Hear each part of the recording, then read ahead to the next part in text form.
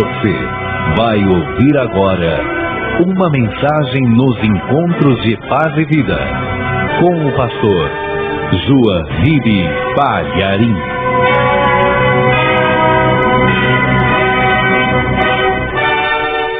Vamos ver o que está escrito na primeira carta de Paulo aos Coríntios, capítulo 15. Vamos ler a partir do versículo 1. Assim que você achar, olha ao teu lado, veja se tem alguém sem a palavra de Deus e mostre para a pessoa onde nós vamos ler, para que todos acompanhem a leitura. Já acharam? Está escrito o seguinte: também vos notifico, irmãos, o evangelho que já vos tenho anunciado, o qual também recebestes e no qual também permaneceis, pelo qual também sois salvos, se o retiverdes, tal como vô-lo tenho anunciado, se não é que crestes em vão. Porque primeiramente vos entreguei o que também recebi, que Cristo morreu por nossos pecados, segundo as Escrituras, e que foi sepultado, e que ressuscitou ao terceiro dia, segundo as Escrituras. Eu vou reler. Também vos notifico, irmãos, o evangelho que já vos tenho anunciado, o qual também recebestes e no qual também permaneceis, pelo qual também sois salvos, se o retiverdes, tal como vô-lo tenho anunciado, se não é que crestes em vão. Porque primeiramente vos entreguei o que também recebi, que Cristo morreu por nossos pecados, segundo as Escrituras, e que foi sepultado, e que ressuscitou ao terceiro dia, segundo as Escrituras. Agora eu vou reler apenas os versículos 3 e 4, e cada pessoa que está comigo aqui na sede da Paz e Vida do Piauí, em Teresina, repete em seguida. Vamos lá. Porque, bem alto, porque primeiramente vos entreguei o que também recebi, que Cristo morreu por nossos pecados, segundo as Escrituras, e que foi sepultado, e que ressuscitou ao terceiro dia, segundo as Escrituras. Amém? Você crê nesta palavra? Então vamos desocupar as mãos e dar a melhor salva de palmas que Teresina e o Piauí já deu para a palavra de Deus. Enquanto você aplaude com alegria, abra a tua boca e diga glória a Deus. Levante os teus olhos aos céus e vai glorificando e aplaudindo e dando glória. Você que está ouvindo pela rádio, glorifique a Deus conosco. Você que está acompanhando pela internet em qualquer lugar do mundo, junte-se a nós aqui em Teresina, Piauí. Glorifique a Deus conosco. Isso, dá glória, glória, glória.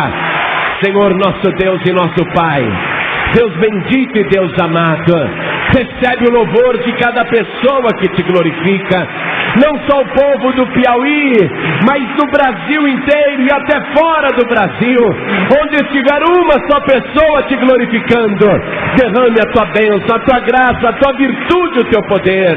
Pai querido, a tua palavra vai ser pregada agora. Vem com teu Espírito Santo, tome o lugar do pregador e tome a boca do mensageiro. Fala agora com todo este povo que está ouvindo. Envia a tua palavra com poder e autoridade, e que a tua palavra vá e produza o resultado para o qual está sendo mandada, em nome do Senhor Jesus. Diga amém, Jesus. Podeis se assentar. O apóstolo Paulo, ele só tinha uma mensagem, e de tudo que ele havia aprendido, de tudo que ele havia estudado, e de toda a sua formação, tanto intelectual como teológica, ele mesmo dizia: apenas uma coisa eu me propus a saber, apenas uma coisa: Cristo crucificado, morto por nós e ressuscitado. E por que Paulo batia muito em cima dessa tecla? Porque este é o Evangelho. Fora esta mensagem não há salvação. Daí ele ter escrito esta carta e no capítulo 15, ele frisar que o Evangelho, ele não pode ser alterado, ele não pode ser modificado, ele não pode ser adaptado, ele não pode ser apresentado de acordo com as conveniências de uma sociedade ou de uma situação ou de uma época, porque o Evangelho é imutável. O Evangelho é um só, e a única maneira da pessoa ser salva é crer nesse Evangelho e nele permanecer. E essa é a questão principal: permanecer nesse Evangelho, crer nele e continuar crendo, para que a pessoa possua a salvação. Por isso que Jesus uma vez disse: quem perseverar até o fim será salvo. Aquela ideia que até muitos pregadores anunciam por aí, de que uma vez salvo, salvo para sempre, isso não é verdade. Se a pessoa, uma vez salva, estivesse salva para sempre, independente do que ela fosse fazer, ela não teria necessidade nenhuma de vigiar. Ela não teria necessidade nenhuma de orar. Ela não teria necessidade nenhuma de permanecer, de continuar fiel e de guardar o Evangelho. Então é falso este conceito. Uma vez salvo, salvo para sempre. A salvação é uma coisa que tem que ser preservada. Por isso que Paulo escreve desta maneira, e eu li para você, e vou reler outra vez o versículo 1. Também vos notifico, irmãos, e ele está escrevendo para pessoas salvas. Olha só, essa mensagem, ele não está transmitindo para pessoas que nunca ouviram o Evangelho. Ele está conversando com pessoas que já conhecem o Evangelho, que já ouviram o Evangelho e ouviram através dele, que se converteram através da pregação de Paulo. Então ele frisa: irmãos, o Evangelho que já vos tenho anunciado. Quer dizer, é uma palavra que ele já havia pregado, mas que mesmo assim precisava ser reanunciada, precisava ser relembrada, precisava ser notificada. O qual também recebestes e no qual também permaneceis. É isto. Eu recebo Jesus como meu único Salvador e eu tenho que permanecer nele. Eu não posso me desviar. E o versículo 2 ele disse: por este Evangelho, pelo qual, não é? Pelo qual também sois salvos, se o retiverdes. Olha a condição. Se a salvação fosse uma coisa adquirida e perpetuamente delegada à pessoa que recebeu Jesus, ele não precisaria colocar essa condicional. Olha, pelo qual também sois salvos, se o retiverdes, tal como vou-lo tenho anunciado. E ele vai recapitular que evangelho era esse que ele tinha anunciado. E ele diz aqui rapidamente o resumo da sua pregação, e o que você tem aqui é um resumo do evangelho. Veja, acompanhe comigo no versículo 3. Porque primeiramente vos entreguei o que também recebi. Ele está deixando claro esse outro detalhe. Eu não modifiquei o evangelho. Eu não alterei a mensagem de salvação. Do jeito que eu recebi, eu estou mantendo agora também. Olha só. Primeiramente vos entreguei o que também recebi. O que ele entregou? Que Cristo morreu por nossos pecados, segundo as Escrituras, não segundo uma tradição religiosa, não segundo uma doutrina nova, não segundo uma adaptação, mas segundo as Escrituras, frisando que a nossa regra de fé é a Escritura Sagrada e não uma religiosidade. Olha só, que Cristo morreu por nossos pecados, segundo as Escrituras. Então esse é o primeiro ponto da salvação. Uma pessoa sem pecado veio com o objetivo claro de morrer por nossos pecados. Uma morte que já estava anunciada pelas Escrituras. Por isso que João Batista, quando estava pregando lá no Rio Jordão e anunciando o arrependimento para todos os que crescem, foi por isso que ele, vendo Jesus Cristo passar, ele apontou para Jesus e fez a declaração que mostra o objetivo central da vinda de Jesus a este mundo. Evangelho de João, capítulo 1, versículo 29. Está escrito o seguinte: João viu a Jesus, que vinha para ele e disse: eis o Cordeiro de Deus que tira o pecado do mundo. Então João Batista, o maior profeta já nascido de mulher, ao contemplar Jesus vindo na sua direção, ele recebeu a revelação de Deus. Qual era o objetivo da vinda de Jesus a este mundo? E o que seria a sua morte para este planeta? Ele viria como um cordeiro humano, não um cordeiro irracional, não um cordeiro cuja morte seria involuntária, mas um ser humano, idêntico a qualquer um de nós, porém claramente determinado para o sacrifício. Uma morte que teria o objetivo de tirar o pecado da humanidade.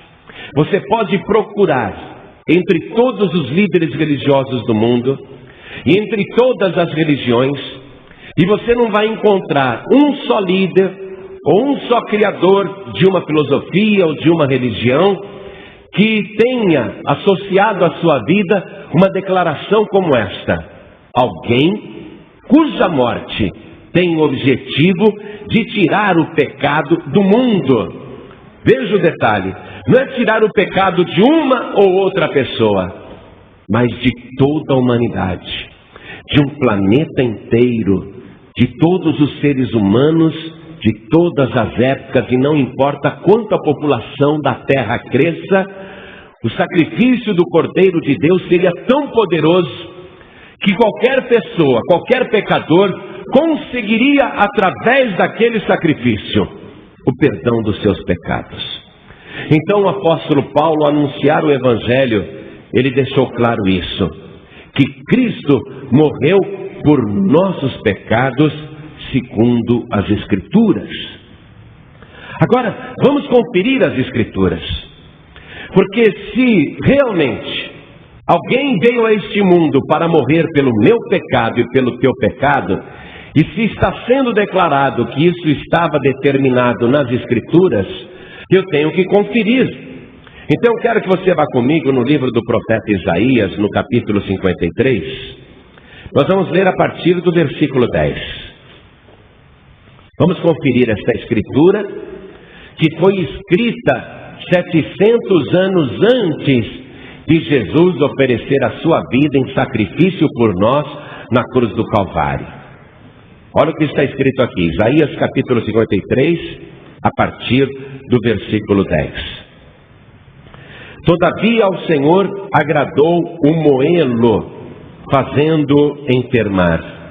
Quando a sua alma se puser por expiação do pecado, frisa, passa um traço aqui debaixo desta frase.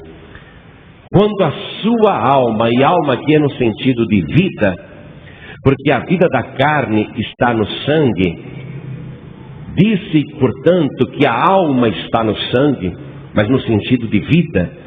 Quando a sua vida se puser por expiação do pecado, olha só, frisa a palavra expiação, porque a Escritura determina que o pecado gera um castigo, e o castigo é a morte. A palavra expiação quer dizer pagar com um castigo, pagar por uma condenação. Quando ele puser a sua alma, a sua vida, por castigo do pecado, não dele mesmo, porque ele não tinha pecado próprio para ser castigado. As pessoas da sua convivência e todas as testemunhas que estiveram com ele declararam unanimemente que ele não tinha nenhum pecado, que ele era santo, puro, inocente. Até os seus inimigos acabaram reconhecendo a inocência de Jesus. Então ele vai sofrer um castigo pelo pecado, mas não pelo pecado próprio, porque isso ele não tem, e sim pelo pecado de outras pessoas. Isso foi do agrado de Deus, determinado por Deus, mas quando ele puser a sua vida por castigo do pecado, olha o que vem em seguida: verá a sua posteridade. Quer dizer que ele estará vivo, não estará morto, porque o morto não poderia ver isso. Prolongará os dias, e o bom prazer do Senhor prosperará na sua mão. O trabalho da sua alma, da sua vida, ele verá. Como é que ele vai ver se ele continuar morto? Ele não poderia continuar morto. O trabalho da sua vida ele verá e ficará satisfeito. Com seu conhecimento, o meu servo, o justo, justificará muitos, porque as iniquidades deles levará sobre si. Então não há outra pessoa em toda a história da humanidade, e entre todos os povos, não existe um só outro ser humano que tenha vindo a este mundo com o objetivo claro de guardar a sua vida sem qualquer pecado, para oferecer esta vida para sofrer o castigo pelo pecado. Somente ele iria ver isso. Então o Evangelho é único por causa desse primeiro ponto. Por isso que Paulo escreveu, e eu retornei para a primeira carta de Paulo aos Coríntios, capítulo 15, versículo 3. Primeiramente vos entreguei o que também recebi, que Cristo morreu por nossos pecados, segundo as Escrituras. As Escrituras dizem que ele deveria morrer pelos nossos pecados, que o seu sangue deveria ser derramado em consequência do castigo que era para os pecadores, mas ele iria sofrer o castigo. A Escritura declarava isso, mas será que Cristo estava consciente de que ele era a oferta de Deus pelo pecado da humanidade? Será que ele tinha consciência? Porque João Batista olhou para ele e disse: eis o Cordeiro de Deus que tira o pecado do mundo. Então João sabia, nessa revelação que o Espírito de Deus lhe deu. Isaías já tinha visto 700 anos o sacrifício de Jesus, 700 anos antes, ele já tinha visto que a morte de Jesus seria expiatória. Mas e Jesus Cristo? Tinha plena consciência de que a sua morte era em favor de pecadores? Então vamos conferir aqui no Evangelho de Mateus, no capítulo 26, quando Jesus faz uma reunião com seus discípulos, e reunido com eles em volta da mesa, vamos ver o que Jesus declara. Evangelho de Mateus, capítulo 26, versículo 26. Acompanhe comigo.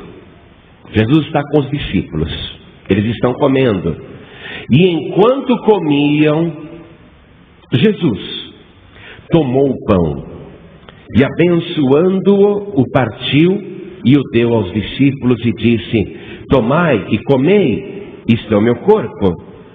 E tomando o cálice, ele pegou o cálice que continha o vinho, e tomando o cálice e dando graças, deu-lhe dizendo: bebei dele todos, porque isto é o meu sangue, o sangue do Novo Testamento, que é derramado por muitos para a remissão dos pecados.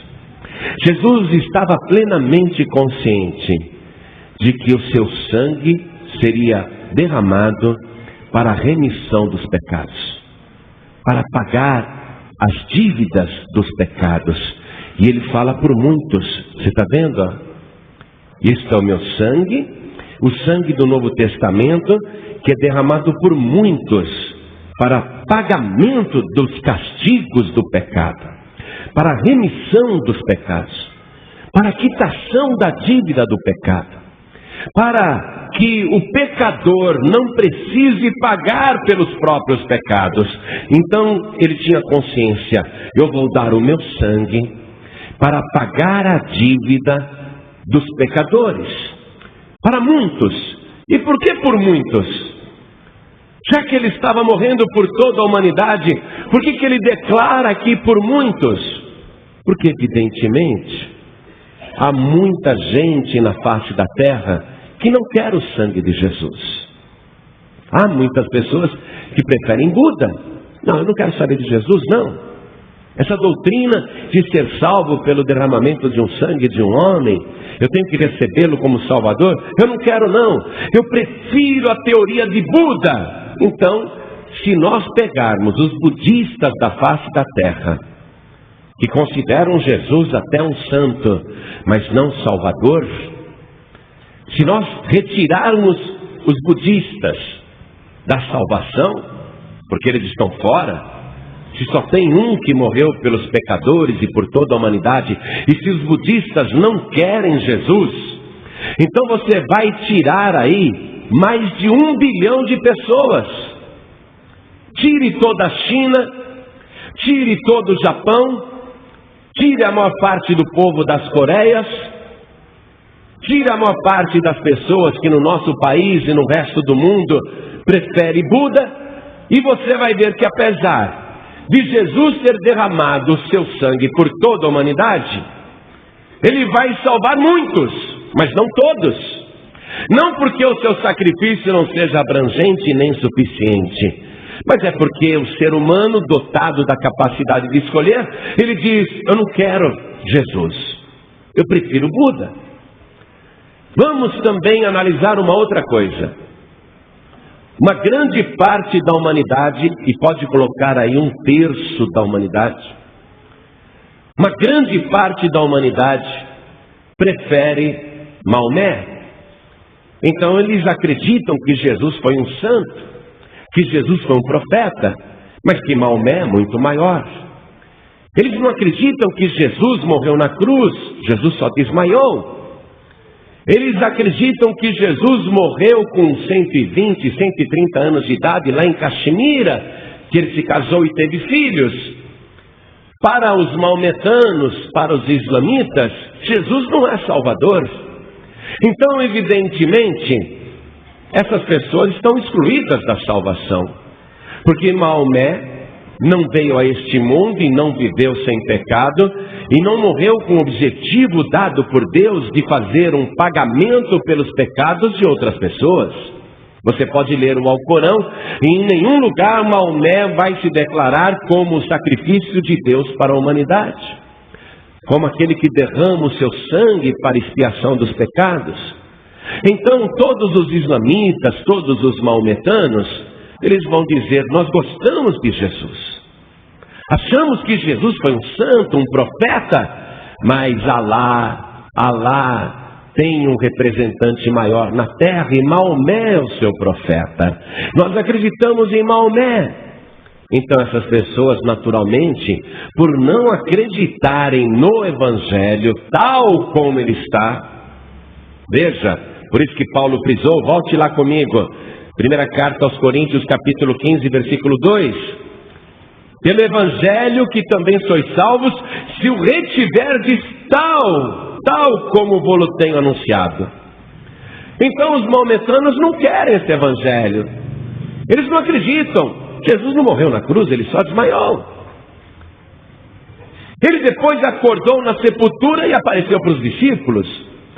E depois fugiu para Caxemira, na Índia. E aí se casou. Está até sepultado na rua tal. Então o evangelho dos maometanos é modificado, ainda que eles acreditem em Jesus. Eles acreditam até que Jesus foi pendurado na cruz, mas não acreditam que ele morreu. E o que Paulo escreveu aqui? Vocês serão salvos pelo evangelho, se o retiverdes tal como vou-lo tenho anunciado. Então exclui daí também todos os maometanos e islamitas. Jesus morreu por toda a humanidade, mas esses não retêm o evangelho tal como vou-lo tenho anunciado. Então vamos agora pegar uma outra grande parte da população da terra que não quer crer em Jesus tal como está no evangelho. O sangue de Jesus para eles não interessa. Eu estou falando dos kardecistas, que tem um outro evangelho, não é esse não. O evangelho segundo Allan Kardec não é esse evangelho tal como está aqui. E os kardecistas, evidentemente, eles esperam alcançar o plano superior Eles esperam alcançar uma vida futura de delícias através de sucessivas reencarnações aqui na terra, coisas que não constam neste evangelho tal como ele está.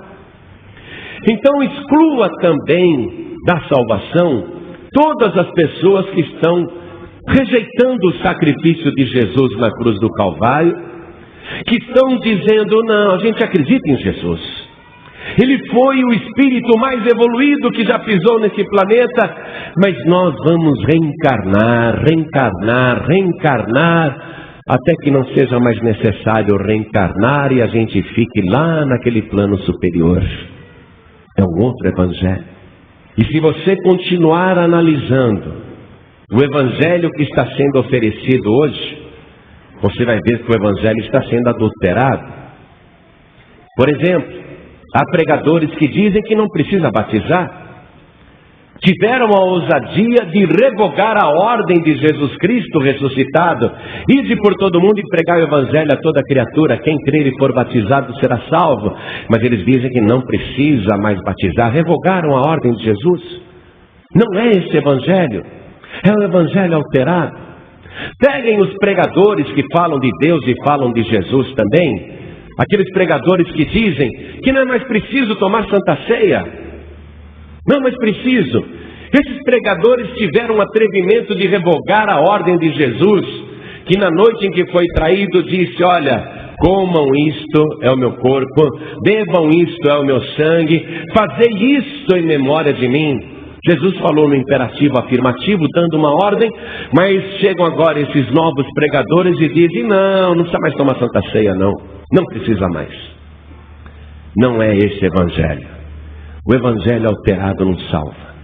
E toda vez que o evangelho é alterado, ele vai produzir prejuízo em almas e vai produzir lucro no inferno. Paulo era intransigente com essa questão. O evangelho é isso. Se vocês retiverem o evangelho tal como vos tenho anunciado. Então Jesus, segundo as escrituras, estava plenamente consciente que a sua morte seria uma morte expiatória, substitutiva, em lugar dos pecadores. Vamos continuar ali na carta do apóstolo Paulo, capítulo 15. Vamos continuar aqui, eu estava no versículo 3. Porque primeiramente vos entreguei o que também recebi. A pessoa que tem temor de Deus não entrega a mensagem diferente, não. Do jeito que ela recebeu, ela entrega. Ela não altera o evangelho para agradar grupinho nenhum, nem para adequar as situações. Do jeito que eu recebi, eu também vos entreguei. Que Cristo morreu por nossos pecados, segundo as Escrituras. Então, repita isso dentro da tua alma.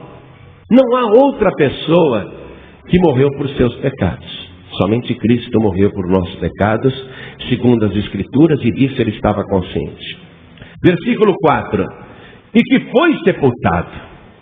Ninguém sepulta alguém vivo. Jesus foi sepultado porque estava morto. Jesus Cristo lá na cruz, ele deu o último brado e disse: Pai, está consumado, nas tuas mãos eu entrego o meu espírito. E ele tombou a cabeça e morreu. Estava morto. O soldado romano, para conferir que ele estava morto, foi lá e pegou a lança, enfiou no seu lado, tirou. Saiu um restinho de sangue, depois água, não tinha mais sangue no corpo. Morto, nenhuma reação, não era um desmaio, estava morto. Então retiraram o cadáver de Jesus da cruz e o sepultaram. Ninguém sepultaria uma pessoa viva. Cristo foi sepultado porque ele estava morto. E como morto ele foi levado ao cemitério. O destino de todos os seres humanos, a morte. Como ser humano perfeito, Jesus não era um super-homem. Como ser humano perfeito, ele morreu e foi sepultado. Cumpriu o objetivo da sua missão. Se Jesus Cristo tivesse só vivido neste mundo sem nenhum pecado, morrido pelos nossos pecados no lugar dos pecadores e sepultado, já seria uma vida extraordinária, uma mensagem sensacional. Mas o que torna a mensagem do Evangelho única e muito mais saborosa diferente do que qualquer religião que possa aparecer ou seduzir as massas. O que torna a vida de Jesus aqui na terra única, inigualável, o que torna Jesus atraente demais, foi o que aconteceu depois. Olha só, não apenas ele morreu pelos nossos pecados, não apenas viveu uma vida santa sem pecar, não apenas foi sepultado, mas o mais maravilhoso é que, estando morto e dentro da sepultura, ele ressuscitou no terceiro dia, ele venceu a morte. Não há qualquer outra pessoa que tenha um currículo desses. Ninguém saiu da sepultura depois de ter morrido. E Jesus Cristo voltou com a chave da morte e do inferno, mostrando o seu triunfo não apenas sobre o pecado, mas também sobre a morte e o inferno. Qual outro fez isso? Pensa um pouquinho. Qual outro líder religioso pode chegar e apresentar um currículo desse? Quem poderia dar a você uma esperança tão sólida?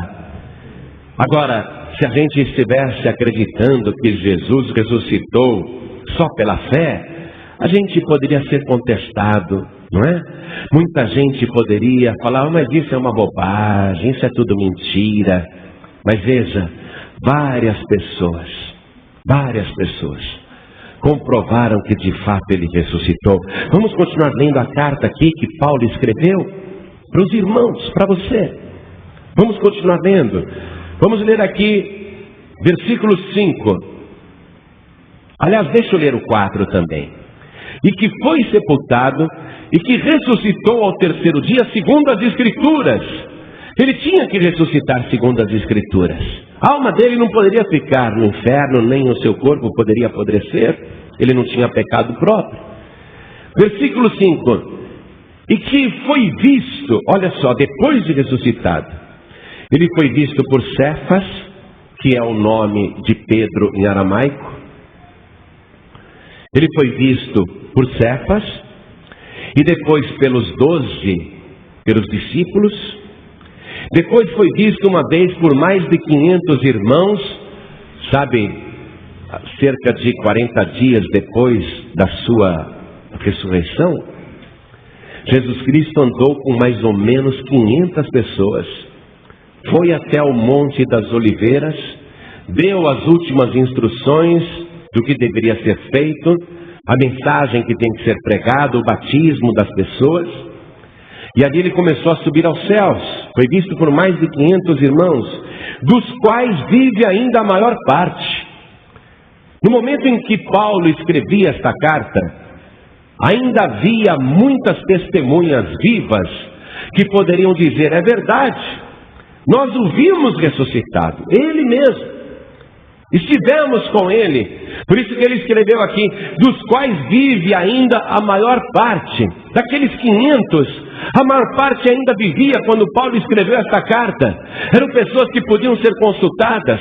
Fosse mentira, elas negariam. Não, foi tudo armação, foi tudo truque, foi tudo história, tudo lenda, tudo mentira. Não, mas as testemunhas estavam lá.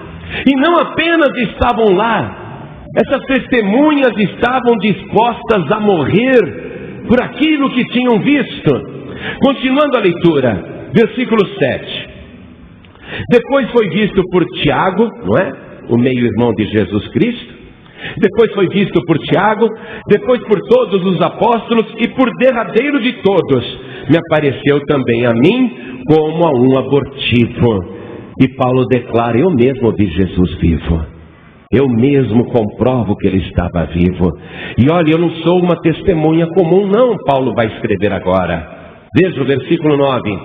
Porque eu sou o menor dos apóstolos, que não sou digno de ser chamado apóstolo, pois que persegui a igreja de Deus. Paulo era uma testemunha altamente interessada em desmentir toda aquela história, porque ele perseguia a igreja. Todo mundo que proferisse o nome de Jesus, que proclamasse o nome de Jesus, ele tinha autoridade secular autoridade dos poderes políticos e religiosos para prender, arrebentar, colocar na cadeia, até para matar. Ele perseguia qualquer pessoa que proclamasse e confessasse Jesus como Salvador. Qualquer pessoa que dissesse que Jesus estava vivo, ele ia lá e prendia. Podia ser homem, mulher ou criança, podia ser idoso, ele encerrava na prisão, ele torturava. Paulo era uma testemunha altamente interessada em negar essa história, em desmentir essa história, mas ele diz agora, ele diz: Jesus, por último, apareceu a mim, eu que não mereço, porque eu persegui a igreja de Deus, mas eu vi, Jesus Cristo está vivo de verdade. Eu tenho que convencer vocês disso. Eu sou testemunha de que Jesus ressuscitou dos mortos. Por isso que ele pregava o Evangelho. Por isso que ele, no final da vida, ele vai ter a revelação dentro da cadeia, que a sua cabeça será cortada com uma espada. E ele diz: eu estou pronto a ser oferecido em sacrifício ao meu Deus. Eu combati o bom combate. Eu guardei a fé, eu cumpri a carreira. Eu estou pronto para morrer pelo meu Senhor Jesus, oferecer a minha vida a Ele do jeito que Ele ofereceu a sua vida por mim. Se fosse tudo mentira, Paulo iria dizer: não, gente, para, eu confesso, eu vou contar para todo mundo. Fiz isso só para ganhar dinheiro. Eu vi que estava todo mundo acreditando em Jesus, aí eu comecei também a falar de Jesus. Mas agora eu vou falar a verdade para todos vocês. É mentira, não apareceu para mim coisa nenhuma. É mentira, ele não está vivo não. Não me matem, eu vou ser mais útil vivo, contando para todo mundo que é um embuste total essa história que Jesus ressuscitou. Se fosse mentira, ele falaria isso, e o Império Romano e os inimigos de Jesus iriam colocar até segurança em volta de Paulo, para que ele começasse a desmentir a história. Iriam patrocinar Paulo. Vai, Paulo, nós vamos dar comitiva, vamos dar recursos, vamos dar condições, até nos palácios, para você desmentir essa história. Se fosse mentira, Paulo teria dito, mas ele vai e põe a cabeça ali, ele se ajoelha. E enquanto o carrasco dentro da cela está com a espada erguida, Paulo está de cabeça inclinada, como um cordeiro também, docilmente esperando a espada descer sobre o seu pescoço. O carrasco não entende. Vão matar esse homem, mas ele não tem desespero. Eu vou matar esse homem, mas ele não grita, ele não esperneia, ele não chora, ele não protesta, ele não pede misericórdia, ele não pede clemência, nada. O carrasco só fica olhando, ele nunca executou um homem, um prisioneiro desse jeito. Paulo está de joelhos, com a cabeça inclinada, os olhos estão banhados de lágrimas, não de desespero, mas de alegria.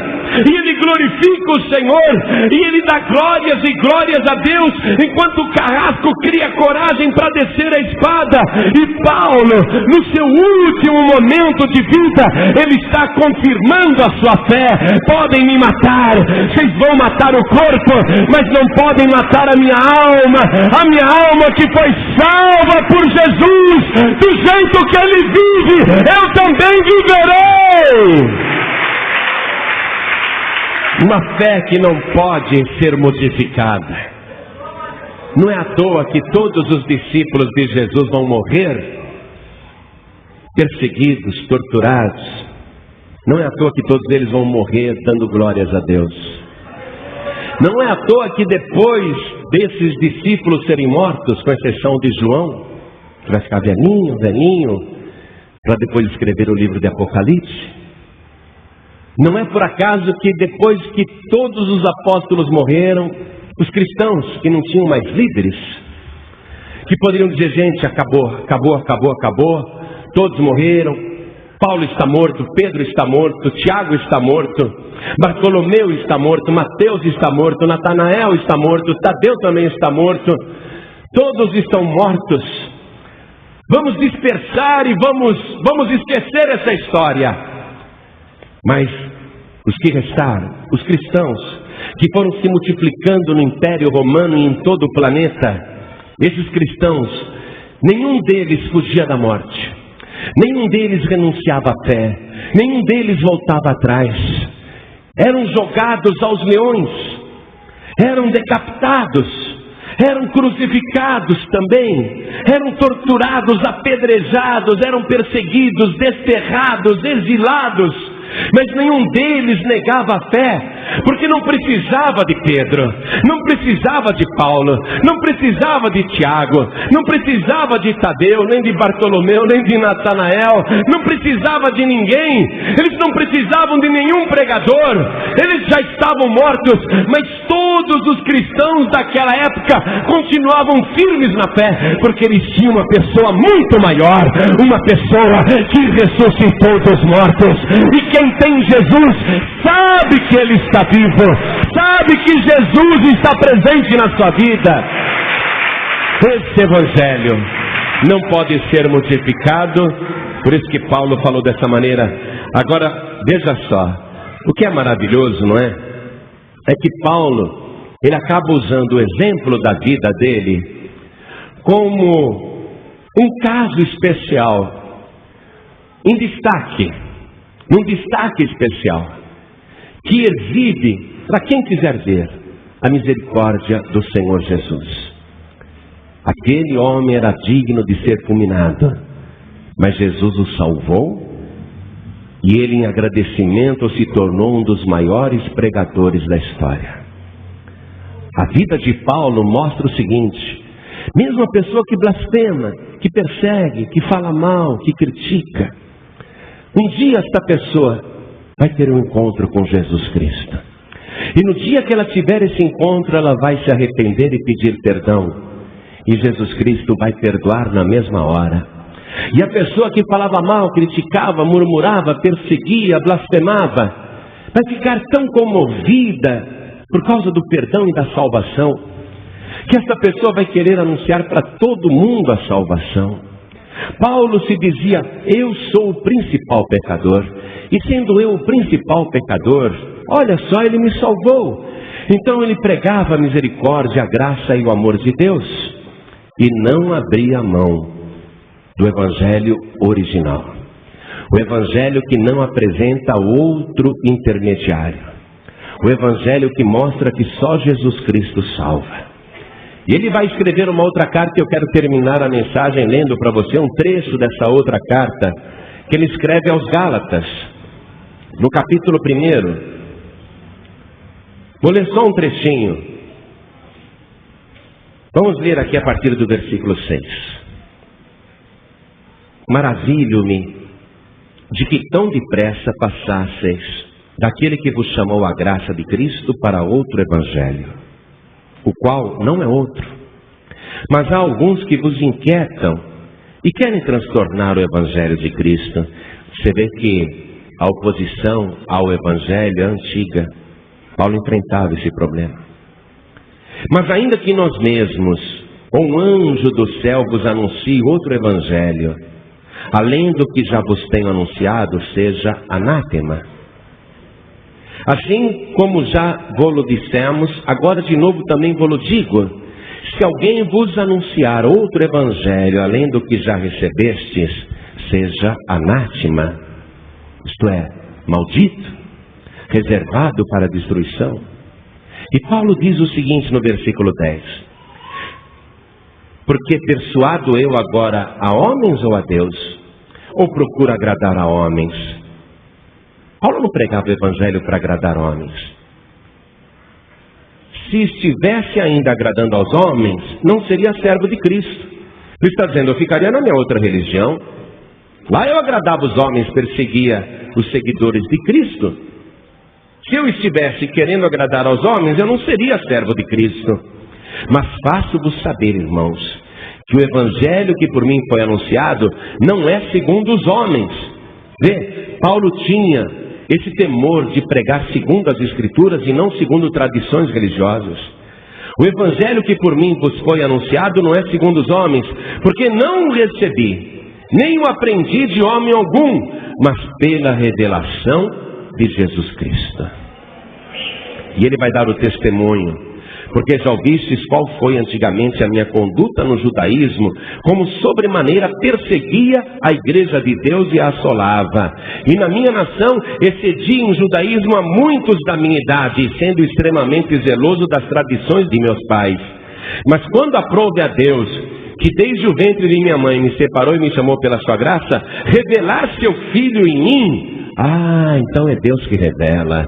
Revelar seu Filho em mim, para que o pregasse entre os gentios, não consultei nem carne e nem sangue, nem tornei a Jerusalém a ter com os que já antes eram de mim apóstolos, mas parti para a Arábia e voltei outra vez a Damasco. Depois, passado 3 anos, fui a Jerusalém para ver a Pedro e fiquei com ele 15 dias. E não via nenhum outro dos apóstolos, senão a Tiago, irmão do Senhor. Ora, acerca do que vos escrevo, eis que diante de Deus testifico que não minto. Então Paulo, ele está falando a verdade. Este é o Evangelho que salva. E é interessante que ele recebeu o Evangelho diretamente do Senhor Jesus, ainda que não tenha sido um dos 12 a andar com Jesus Cristo. Ele recebeu o Evangelho. Foi uma experiência tão extraordinária que ele não abria mão dessa pregação. Não há outro evangelho. Os homens irão criar deturpações, inventar ideias, criar religiões, fazer conveniências, aplicar modernismos. Há muitos que dizem: para que batizar? É tão feio pegar a pessoa, colocar totalmente dentro da água. Vamos abolir o batismo. Para que Santa Ceia? Tira. Para que perseverar? Não precisa uma vez salvo, salvo para sempre. E assim por diante, os homens estarão deturpando sempre o Evangelho, mas não há outro Evangelho. E a maldição está aqui. Se alguém anunciar outro Evangelho, esta pessoa seja considerada anátema, maldita, reservada para a destruição. Qual é o resumo do Evangelho? Voltando para a primeira carta aos Coríntios, capítulo 15. Versículo 3. Porque primeiramente vos entreguei o que também recebi, que Cristo morreu por nossos pecados, segundo as Escrituras, e que foi sepultado, e que ressuscitou ao 3º dia, segundo as Escrituras. Esse é o Evangelho. Não precisamos saber mais nada. Alguém diz: mas eu, para me batizar, gostaria de conhecer mais. É? Você quer ler a Bíblia inteira? Você só precisa saber disso. Cristo morreu pelos seus pecados, segundo as Escrituras. E morto foi sepultado, mas ressuscitou no 3º dia, segundo as Escrituras. Esse é o resumo do Evangelho. É tudo o que você precisa saber para ter um encontro verdadeiro com Jesus Cristo. E quando você acredita nisso, você é salvo. Vamos reler o versículo 1? Também vos notifico, irmãos, o Evangelho que já vos tenho anunciado, o qual também recebestes e no qual também permaneceis, pelo qual também sois salvos, se o retiverdes tal como vos tenho anunciado. Creu nisso? Está salvo. Esse é o Evangelho. Cristo morreu pelos seus pecados. Não adianta você querer receber outra pessoa. Há outra pessoa que morreu pelos seus pecados.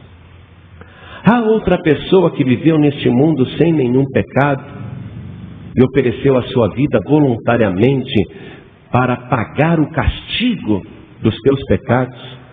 Você conhece alguma outra pessoa que disse: não manda essa pessoa para o inferno, não. Eu vou para o inferno no lugar dela. Você conhece alguém que fez isso? Por isso que Jesus, morto, foi até o inferno e arrancou as chaves da morte e do inferno. Porque ele foi para o inferno no lugar dos pecadores. Mas chegando no inferno, ele não tinha pecados para continuar no inferno. Era ilegal ele permanecer ali. E sendo santo, todos os demônios caíram por terra. E Jesus Cristo, com a sua santidade, ele iluminou o inferno e arrancou as chaves da morte e do inferno das mãos sujas do diabo. Ressuscitou dos mortos. E agora ele pode dar salvação eterna a toda pessoa que nele crê. Pode ser a pior pessoa, não faz mal. Pode ser a pior pessoa. Será que Ele me salvaria. Salva. Paulo é testemunha. Paulo está dizendo, eu fui o pior dos pecadores e Ele me salvou. Qualquer pessoa Ele salva. Aí está a base do Evangelho. Qualquer pessoa que o recebe como único, suficiente, exclusivo e eterno Salvador, porque crê no Evangelho, e isto é o Evangelho. O Evangelho só trata de uma pessoa, é a vida de Jesus. O Evangelho trata simplesmente do objetivo da vida de Jesus. O Evangelho é Jesus Cristo. E se a pessoa crê no Evangelho, se ela recebe o Evangelho, ela recebe Jesus como único, suficiente, exclusivo e eterno Salvador. E aí então ela é salva por esse Evangelho. Vou pedir para toda a igreja se colocar de pé. O Evangelho não vai mudar. Hoje eu prego esse Evangelho, você prega esse Evangelho, o pastor Reginaldo prega esse Evangelho. Hoje nós pregamos esse Evangelho. Mas um dia, depois que a igreja for tirada da terra, o Evangelho não será mais pregado. Porque vai começar a grande tribulação. No final da grande tribulação, um anjo de Deus virá e pregará o Evangelho eterno. E está escrito isso mesmo, que ele pregará o Evangelho eterno. Durante a tribulação, no finalzinho da tribulação, não será um homem pregando o Evangelho. Um anjo, anunciando na terra o Evangelho eterno, mas no meio de muita destruição, no meio do caos completo, no meio de toda iniquidade e escuridão, ainda será dada uma chance de salvação.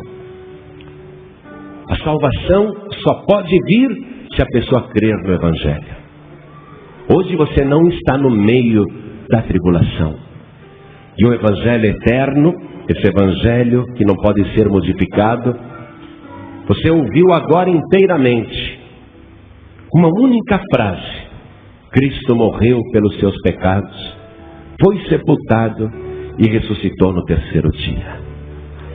Se você quer se livrar dos seus pecados, você tem que receber Cristo como teu único, suficiente, exclusivo e eterno Salvador. Aí você vai permitir que o sacrifício de Jesus na sua vida vale a pena. Porque se você continuar acreditando em reencarnação, se você continuar acreditando em Buda, se você acreditar ainda em Maomé, não haverá salvação para você. Se você acreditar que outra pessoa poderá rogar por tua vida na hora da morte, você não terá salvação. Somente Jesus é que pode salvar você. Esse é o Evangelho único e eterno. Só Ele colocou a sua vida em pagamento para sofrer o castigo pelos seus pecados. Então Ele diz: você não precisa ir para o inferno. Eu já fui no inferno no teu lugar. E eu tenho as chaves da morte e do inferno. Se você me receber como único Salvador, eu vou fechar o inferno para você. Eu vou impedir que a morte te toque, porque eu sou a ressurreição e a vida. Quem crê em mim nunca morrerá. Jesus Cristo vai te garantir vida eterna, salvação. Aí você só precisa permanecer. Eu vou fazer esse convite, porque um dia, quando eu tinha mais ou menos 20 anos, eu não tinha 21 anos ainda, eu ouvi um convite desse. Eu ouvi o convite que foi feito para todo mundo que estava naquela igreja. E o convite era para quem quer receber Jesus como único Salvador. Muita gente estava ali, mas a salvação é particular, é pessoal. Jesus morreu por todos, mas não são todos que querem. Mas naquela noite eu falei: eu quero receber Jesus agora, quero entregar minha vida para Ele. E foi isso que me fez nascer de novo, passar da morte para a vida, que me fez começar uma nova história, uma nova caminhada.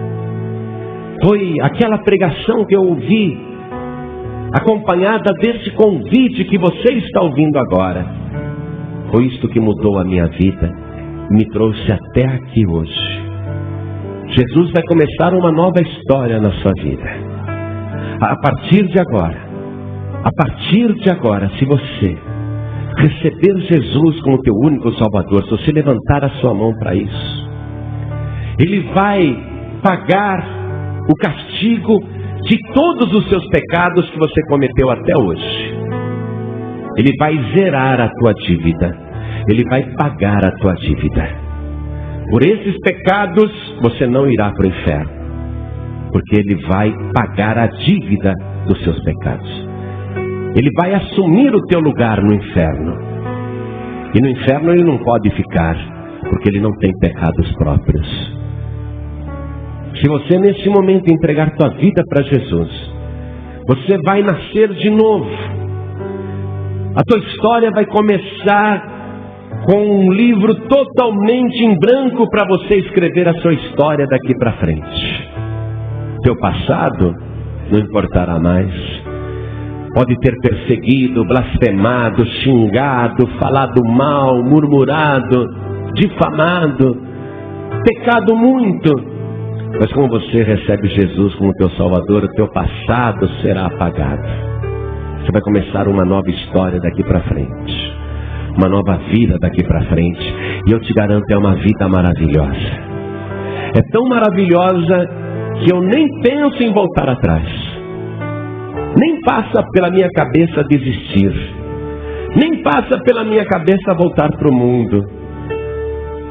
É uma história tão boa que você vai querer viver intensamente na presença do Senhor Jesus.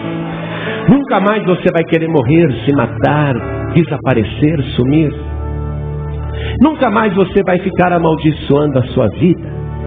Pelo contrário, a partir de hoje a tua vida será transbordante, vida verdadeira. Se você falar assim, Senhor, e Ele responder na mesma hora, eis-me aqui. Uma comunhão nova com Deus. Uma comunhão verdadeira com Cristo. Uma certeza dentro de você de que você é salvo. Uma certeza verdadeira de que Jesus está vivo. Uma certeza verdadeira de que Ele está voltando e vai levar você para morar na glória. Uma vida totalmente diferente da que você viveu até hoje. Você vai lamentar não ter entregado antes a tua vida para Jesus. Você vai dizer, por que eu não fiz isso antes? Por que eu demorei tanto? E a partir de hoje, essa vida vai ser tão maravilhosa que você vai querer viver somente para Jesus Cristo. Eu vou fazer o convite para você, meu amado, minha amada. Um gesto teu, e é assim tão fácil. Basta levantar a mão com essa facilidade, dizendo, Senhor, obrigado por ter morrido no meu lugar. Obrigado por ter morrido pelos meus pecados. Obrigado por ter sido sepultado e ressuscitado para me garantir a vida eterna. Obrigado por ter feito tudo isso por mim. Quando você levanta a sua mão dizendo, eu quero, na verdade é tudo isso que você está dizendo. Então eu pergunto, quantas pessoas aqui querem receber Jesus, o Filho de Deus, como único, suficiente, exclusivo e eterno Salvador? Quem quer, erga a sua mão direita assim comigo. Erga a sua mão. Todos que querem, erga a sua mão. Eu quero, isso eu quero. Eu quero agora totalmente render a minha vida a Jesus Cristo. Que maravilha! Você não faz ideia de como o céu está alegre por tua causa. Todos que ergueram as mãos, venham aqui para frente, por favor. Os obreiros ajudem as pessoas a virem aqui para frente. Os obreiros ajudem as pessoas que ergueram as mãos a virem aqui para frente. Vamos aplaudir o Senhor Jesus. Vamos aplaudir o Senhor. Vem para cá, vem para cá. Você que ergueu a sua mão, não fica no seu lugar não, vem aqui para frente. Vamos aplaudir mais o Senhor Jesus. Vamos aplaudir o Senhor. Tua vida vai ser muito maravilhosa a partir de hoje, viu? Tua vida vai começar para valer a partir de agora. Pode anotar o que eu estou falando. Mas há mais pessoas que precisam vir aqui na frente. Vamos receber, vamos aplaudir o Senhor Jesus. Vem! Isso, vamos aplaudir mais o Senhor, glória a Deus. E está vindo mais gente, isso, venha. Glória a Deus. Você vai ver o que é vida de verdade. Você vai experimentar uma vida como você nunca imaginou que fosse possível se viver nessa terra. Uma vida totalmente nova. Eu vou chamar aqui na frente pessoas que estão afastadas. Eu não sei o que aconteceu com você, francamente, também não quero entrar no detalhe. Mas você se afastou. Ou te afastaram, também não quero entrar no detalhe. Isso não importa. A única coisa que importa é que você veio aqui hoje. Hoje você está aqui. Você sabe que não há outro evangelho, não há outro Salvador. E você não pode continuar afastada desse Senhor. Quem sabe você até já foi batizado ou batizada nas águas e se afastou. Há quanto tempo você não toma a Santa Ceia do Senhor? Chegou a hora de você voltar para a casa do Pai, se reconciliar com o teu Senhor e voltar a sentir a alegria da salvação. Você que está afastado, afastada, você que está sem igreja, saia do teu lugar. Vem aqui para frente comigo, nós vamos orar. A tua vida vai ser renovada, restaurada. Venha, vem filho pródigo. Vem filha pródiga, volta para a casa do teu pai. Vamos aplaudir mais o Senhor. A igreja está alegre, mas a alegria maior é no céu. A alegria no céu quando uma pessoa se arrepende. Sabe, nós estamos vivendo aquele período que Jesus Cristo profetizou, que seria um tempo de muita angústia entre as nações, muita aflição no mundo. Nós somos a geração que está presenciando ao vivo as profecias de Jesus se cumprindo diante dos nossos olhos.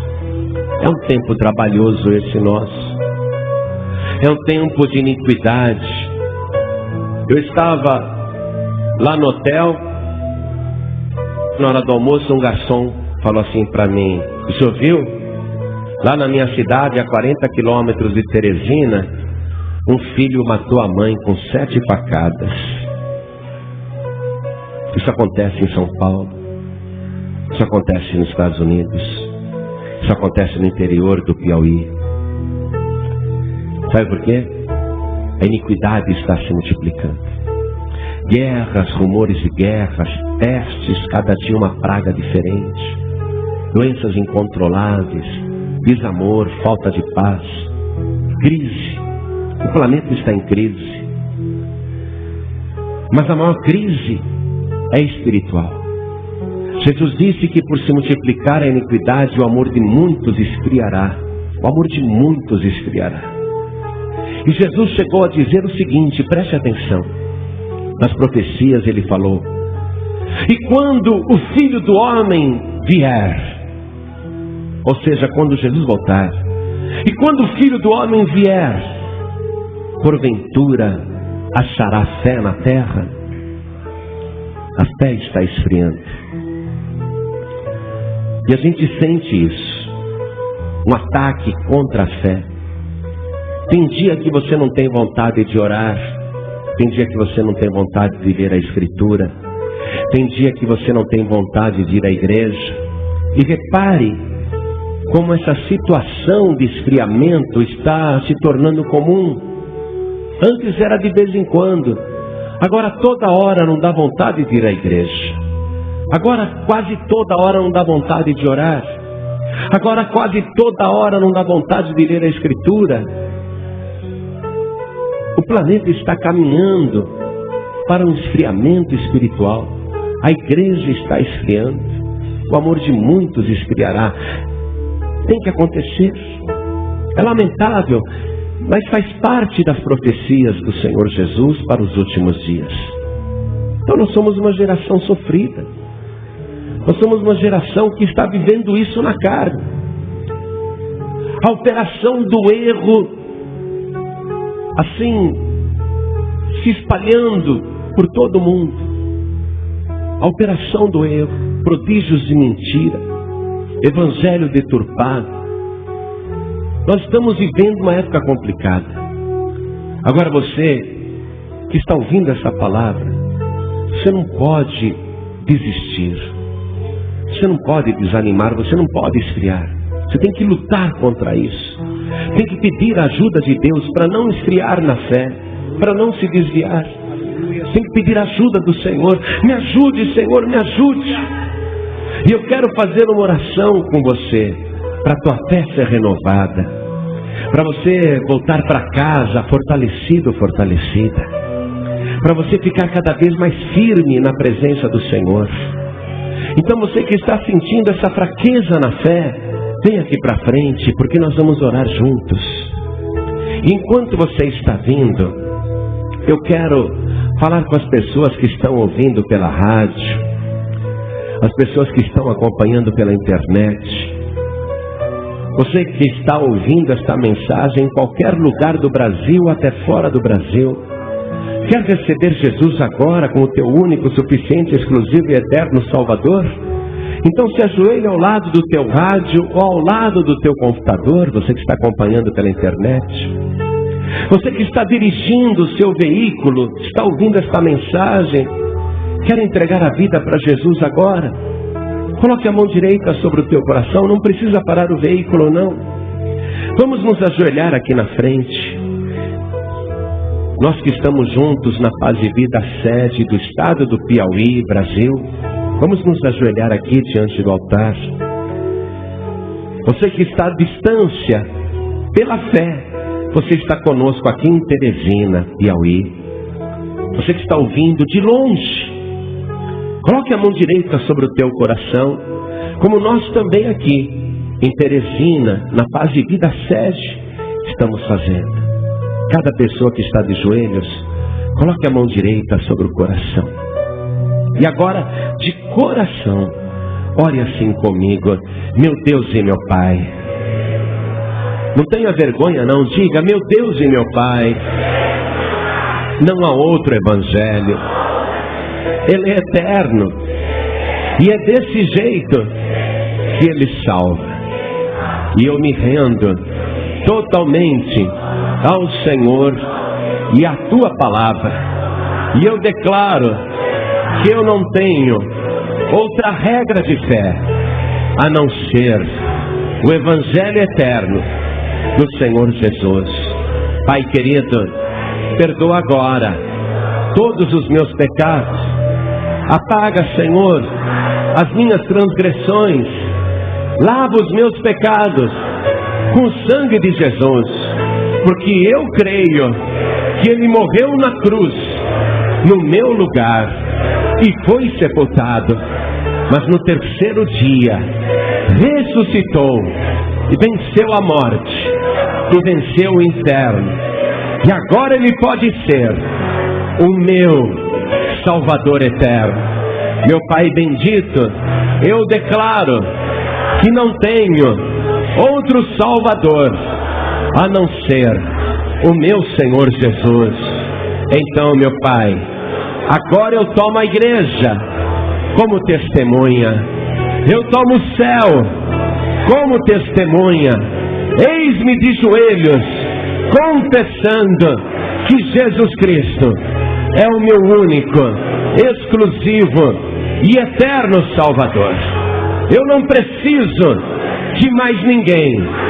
Jesus é suficiente para a minha vida, porque Ele é o único que salva.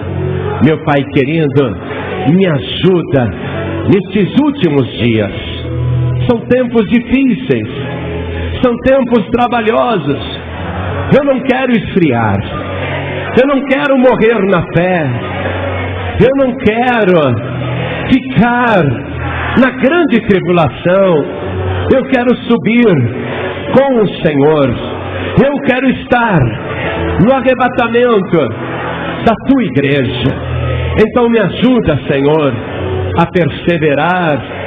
Me dá força, me dá poder, me dá virtude. Segura, Senhor, na minha mão, não me deixe cair. Mas se eu cair, me levanta, Senhor. Eu preciso de Ti. Renova a minha fé, me edifica, me restaura, me fortalece. Senhor, hoje eu preciso de Ti, mais do que nunca, e a cada dia eu preciso da Tua ajuda para perseverar até o fim. Meu Pai bendito, fica comigo, me enche agora do Teu Espírito Santo e me ajuda a perseverar até o fim, por Jesus Cristo, o meu único, suficiente, exclusivo e eterno Salvador, para sempre. Amém. Você acabou de ouvir uma mensagem nos Encontros de Paz e Vida, com o pastor João Ribe Palharim. Participe você também dos Encontros de Paz e Vida, às 8 horas da manhã, às 3 horas da tarde e às 7 horas da noite. Comunidade Cristã Paz e Vida, lugar de gente feliz.